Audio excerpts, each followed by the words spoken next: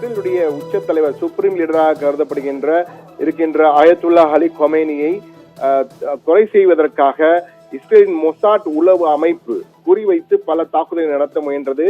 அதே போன்று அமெரிக்கா முதலில் முயன்று பிறகு நாங்கள் தற்போதைக்கு விட்டு வைக்கிறோம் என்ற வகையிலே கூறினார்கள். எனவே அவர் எங்கு இருந்தார், எப்படி இருந்தார் என்பது குறித்து பாதாள அறைகளில் இருந்தார் என்று பொதுவாக கூறப்பட்டாலும் அது தொடர்பான தற்போது ஈரான் இன்டர்நேஷனல் செய்தி நிறுவனம் மூலமாக நமக்கு சில பிரத்யேக தகவல்கள் கிடைத்திருக்கின்றன. அதில் எந்தெந்த பதுங்கு குழிகளில் அவர் இருந்தார் என்பதுதான் சற்று ஆச்சரியமாக இருக்கிறது. என்றால் தற்போது நாம் பார்க்கின்ற காட்சிகளை பார்க்கலாம். இதெல்லாம் அவருடைய தங்கியிருந்த பாதாள அறைகளுக்கான வழிகள். 3 இடங்களில் குறிப்பிட்டிருக்காங்க. இந்த 3 இடங்களில் எங்கிருந்தார் என்பது அவருக்கும் அவருடன் இருந்த குடும்பத்தினர் மற்றும் பாதுகாவலர்களுக்கு மட்டும்தான் தெரியும். அந்த 100 சிறப்பு அதிரடி கமாண்டோ படை வீரர்கள், எலைட் போர்ஸ் என்று அழைக்கப்படுகின்ற வெலிஹி அமூர் யூனிட் என்று அழைக்கிறார்கள். இவர்கள் IRGC என்று அழைக்கப்படுகிற ஈரானிய புரட்சிகர ராணுவ படையினுடைய மிக முக்கியமான வீரர்கள், அவர்கள் தான் கூட இருந்தார்கள். தற்போது இந்த பதுங்கு அறைகளை பார்க்கிறோம். இது போன்ற பாதாள அறைகளில் தான் அவர் இருந்திருக்கிறார் என்ற தகவல் நமக்கு உறுதிப்படுத்தப்பட்டிருக்கிறது. அது மட்டுமல்ல, இந்த பாதாள அறைகளில் எந்த வகையான குண்டுகள் போட்டாலும் ஒன்றுமே ஆகாதாம். அதாவது அமெரிக்கா பங்கர் வெடிகுண்டு என்று பங்கர்களிலே பதுங்கு குழிகளில் பதுங்கி இருந்தாலும் அவற்றையும் அழிப்பதற்கான பங்கர் பாம்ஸ் என்று கண்டுபிடித்து அதனையும் பயன்படுத்தினார்கள். ஆனால் இந்த பதுங்கு குழிகள், இந்த பாதாள அறைகளில் அந்த பங்கர் பாம்ஸ் போட்டாலும் எதுவும் ஆகாத அளவுக்கு மிகவும் எஃகு போன்ற உறுதி கொண்ட சுவர்களை கொண்டு இந்த பாதாள அறைகளை அமைத்திருக்கிறார்கள். அது குறித்த சிறப்பு காட்சிகள் தான் நமக்கு எக்ஸ்க்ளூசிவாக கிடைத்திருக்கின்றன. அதை தான் தற்போது நாம் பார்த்து கொண்டிருக்கிறோம். இது போன்ற அறைகளில் தான் ஆயத்துல்லா அலி கொமேனி மற்றும் அவருடைய குடும்பத்தார் அனைவரும் இருந்திருக்கிறார்கள். அவருடைய மகன், அவருடைய பேரன்கள், அதே போன்ற அவர் குடும்பத்தை சேர்ந்தவர்கள் மட்டும் இருந்திருக்கிறார்கள். கூடவே 100 அதிரடி கமாண்டோ படை வீரர்கள், எதற்கும் தயாராக போரிடக்கூடிய, தன் உயிரை துச்சமென மதித்து உயிரை துறந்து பாதுகாக்கக்கூடிய அளவுக்கு அந்த 100 அதிரடி கமாண்டோ படை வீரர்களும் இருந்திருக்கிறார்கள். இவர்கள் அந்த ஈரான் ரெவல்யூஷனரி கார்ட்ஸ் கார்ப்ஸ் என்று அழைக்க வேண்டிய IRGC அமைப்பின், ஈரான் புரட்சிகர ராணுவ படையினுடைய சிறப்பு பிரிவினை சேர்ந்தவர்கள், எலீட் குரூப் என்று மிகவும் தனித்துவம் வாய்ந்த படையினர். இந்த 100 அதிரடி கமாண்டோ படை வீரர்கள் தான் அவருடன் இருந்திருக்கிறார்கள். இவர்கள் பொதுவாக லீடர்ஷிப் ஹவுஸ் டிஸ்ட்ரிக்ட் 11 என்று ஒரு மாவட்டம் இருக்கிறது. ஈரான்ல ஒரு மாகாணம் டிஸ்ட்ரிக்ட் 11 என்று இருக்கிறது. அங்கு உள்ள லீடர்ஷிப் ஹவுஸ், அதாவது பெய்ட் ரெபெரி என்று அழைக்கிறார்கள். ஈரானிய மொழியிலே பெய்ட் ரெபெரி என்று அழைக்கிறார்கள். பெய்ட் ரெபெரி என்றால் உச்சபட்ச தலைவர் தங்குகின்ற மாளிகை என்று பொருள்.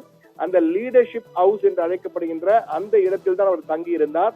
ஆனால் இஸ்ரேலுடைய தாக்குதல் தொடங்கிய உடனேயே அவர் அங்கிருந்து அதிகாரிகளால் எச்சரிக்கப்பட்டு அங்கிருந்து வெளியேறுகிறார். வெளியேறும் போது மிக தெளிவாக அவர் திட்டமிட்டு, தான் இல்லாவிட்டாலும் தன்னுடைய இயக்கத்தின் தன்னுடைய உத்தரவின் பேரில் இயங்க வேண்டும் ஈரான் என்பதற்காக மிக தெளிவாக ஒவ்வொரு ராணுவ கமாண்டர்களுக்கும் இணையாக 3 பேர், ஒருவர் A என்றால் B, Z என்ற இருவரையும் சேர்த்து ஒவ்வொரு பதவிக்கும் 3 பேரை தயார் செய்துவிட்டு செல்கிறார். எனவேதான் ஈரானுடைய ராணுவ கமாண்டர்கள் எல்லோரும் தளபதிகள், முக்கிய தளபதிகளை இஸ்ரேல் ராணுவம் உளவுத்துறையின் மூலமாக அந்த எலக்ட்ரானிக் சாதனங்களை வைத்து அவர்களை கொலை செய்த போது உடனுக்குடன் அடுத்த தலைவர் மாற்றப்பட்டார். ஆனால் கொமேனி அப்போது தாயகத்தில், அதாவது பாதாள அறைகள் தான் இருந்தார். வேறு யாரும் தொடர்பு கொள்ள முடியாத அளவுக்கு அவர் இருந்தார். இருந்தாலும் உடனுக்குடன் தலைவர்கள் மாற்றப்பட்டது, கமாண்டோ வீரர்கள் மாற்றப்பட்டது, அணு விஞ்ஞானிகள் புதிதாக உள்ளே வந்தது. அனைத்திற்கும் காரணம் ஏற்கனவே மிக தெளிவாக திட்டமிட்டு விட்டுதான் கொமேனி பாதாள அறைக்குள் சென்றிருக்கிறார்.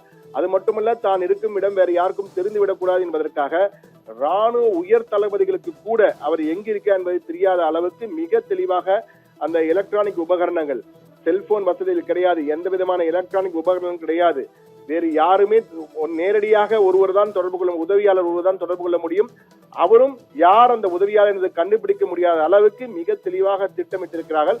அதனால்தான் அலி கொமேனி எந்த இடத்தில் இருந்தால் என்று இஸ்ரேல் உளவுத்துறை, உலகின் பிரபலமான உளவுத்துறை மொசாட், அந்த உளவு அமைப்பினால் அவர் எங்க இருக்கிறார் என்பதை கடைசி வரை கண்டுபிடிக்க. ஆனால் அவர்கள் எங்கிருக்கிறார் தெரிந்தாலும் அவர்களால் எதுவுமே செய்ய முடியாத அளவுக்கு மிக தெளிவாக திட்டமிட்டு அவர் எங்கிருந்தார் என்றால் லவிசா நகரில் இருந்தார்கள் என்றுதான் முதலில் கூறினார்கள். ஆனால் அவர் வடக்கு தெஹ்ரானில் இல்லை, வேறு ஒரு பகுதியில் தான் இருந்தார் என்று கூறுகிறார்கள். அதுவும் மலைப்பாங்கான பகுதிகள். நமக்கு கிடைத்த அந்த பாதாள அறைகளை பார்க்கும்போது நமக்கு தெரியும். அப்படிப்பட்ட மிக மிக அதி உயர் பாதுகாப்புடைய அந்த பாதாள அறைகள் தான் இருந்திருக்கிறார். எனவே அவர் இருந்தது ஈரான் ராணுவத்தின் உயர் தளபதிகளுக்கே தெரியாது. அந்த அளவுக்கு மிகவும் ரகசியமாக அவர் இருந்த இடம் பாதுகாக்கப்பட்டது.